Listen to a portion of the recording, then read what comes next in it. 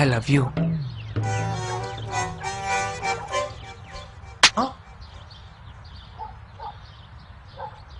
2 days నుంచి వీడెవడో follow అవుతున్నాడే. ఏంటి వెనక పడుతున్నావు? I hate you. Excuse me, నీకు ఐ లవ్ యూ చెప్తేనే కొట్టావు, నన్ను ఐ హేట్ యూ అంటే ఊరుకుంటానా? ఊరుకుంటానా?